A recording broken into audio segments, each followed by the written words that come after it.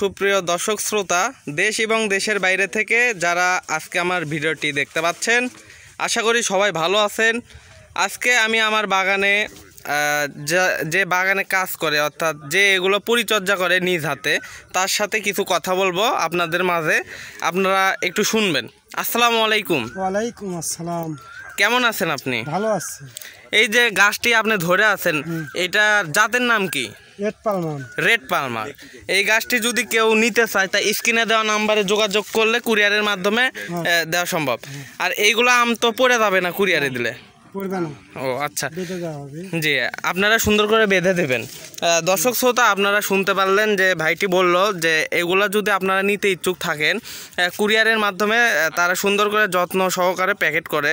শুধু যে ভাববেন যে রেড পালমার আছে আমাদের কাছে, তা না।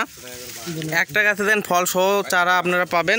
এই দেখেন পাশে দেখেন বুনাই কিং, এটা দেখেন বুনাই কিংয়ের চারা। আবার পাশে দেখেন আরও চারা রয়েছে, আপনারা বাড়ি ফোর চারা পাবেন। দেখেন এই যে বাড়ি ফোর, কত ছোট গাছে দেখেন আম ধরে আছে। এই পাশে দেখেন থাই বাড়ি ফোর যেটা বলা হয় এইটা। তারপরে এইটা দেখেন 4 কেজি। আপনারা এরকম যত পিস চারা লাগে আমরা এগুলো কুরিয়ারের মাধ্যমে পাঠাতে পারবো। আপনারা যদি এই চারাগুলো নিতে ইচ্ছুক থাকেন, আমার স্ক্রিনে দেওয়া নাম্বারে যোগাযোগ করুন। আমরা দেশের যে কোনো প্রান্তে অতি যত্ন সহকারে এই চারাগুলো পাঠিয়ে থাকি। আপনারা যদি এই চারাগুলো নিতে পারেন, তো এই চারাগুলো থেকে ফল খেতে পারবেন। অনেকেই বলে যে ভাই এগুলো তো একবার ফল এসে আর ফল আসে না, তা না। এগুলো আপনারা যতবার এগুলো সিজন আসবে ততবারই এগুলোতে ফল ধরবে।